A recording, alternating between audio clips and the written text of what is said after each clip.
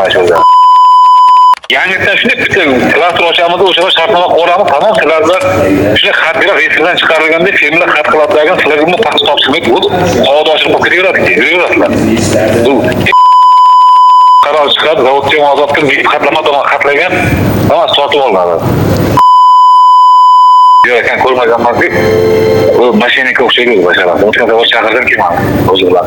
Ha, rahmat, o'zi qanday? Ukraina qildim, bu qancha chiqmaysa, shunday bo'ladi, shunday bo'ladi. Qara, ana.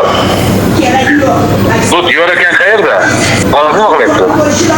Qara, bitta masalada uni sen bir chaqirsak bir gaplashsak, sizlarni buyurib, ana oldimana sudga bergan zavodga tortib olamiz sizlarni. 10 milliard qarzi bor ekan, xabaring bor. Ikkinchisi, mana bu hozir reyestrdan chiqarib tashlagan tayyor klasterda sizlarni. Hozir. O'zi buyursalarga terim pul ham bermaydi, bazada ham yo'qsizlar, shuncha bironta firmalardan future shartnoma bekor qilib 100% tuman eshitgan bo'lsa kerak, tumanda hammasi arzon olib bo'ldi.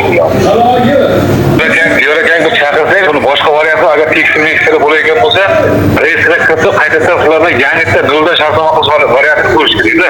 Birodaga ishlaydigan bo'lsa. Bo'lmaydigan bo'lsa, diyor ekan, men senga aytayman. Bir kilo paxta olmaydi mana shu yerda. Aytayman. Bir kilo paxta olib chiqa olmaydi diyor ekan dedim. Firma topshirmaydi ham. Tayyor klaster bo'ladi-ku, tayyor klaster yopildi deb komenda qarorida ham yozgan, reyestrdan chiqarilsin deb diyor ekan, xabari bor. Firmalar ham uni eshitib, bir kilo paxta olib topshirmaydi. Shuning uchun telefon qilib bir aytib keladimi yo'q.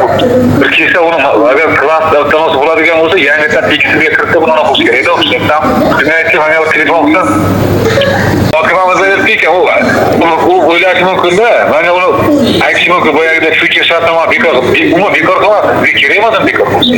Bu men u orqasida yarim yurish odam, mana sizlar bilan 25 yildan shartnoma qilganda firma. O'zi uni rejat 40 yillar. 15 yildan hech kim shartnoma qilmagan, to'g'rimi? Firmalardagida. Shunday olamanda yangi klaster bilan shunday 15 yildan shartnoma qilamiz, 15 yildan.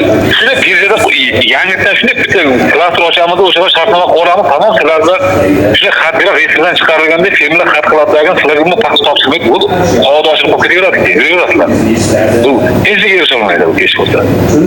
Yangi qilamiz, yangi klaster shartnoma qo'shib topshiraveradi. Sizlar bilan hali reyestrdan chiqib ketgan dedi. Terim pul bermaydi dedi. Bermaydi sen bilan. Men senga qayta topshiraman dedi. Ertaga ular yurasizlar-da. Shu borib kelib qo'yolsa. Shuning uchun aytgan vakilsi qochib yurib dalaga berishmaydi.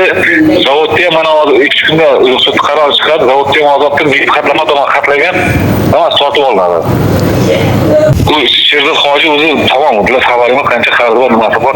Bu mana kelib, men u yerda, men bu yerda deb aytgan uni. Yurishsa men diyor ekan, ko'rmaganman deb. Bu mashinaka o'xshaydi boshqalar. O'tgan zavod chaqirdim kelmadi. O'zi bilan.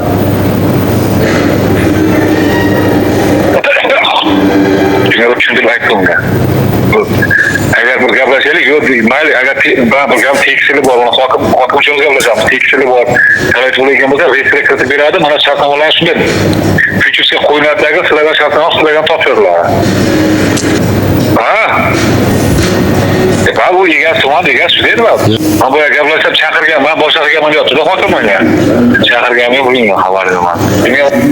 Kimga bizga masala yechib bersa, qog'ozni aksiya rahbar kim olib berdi sizlarda?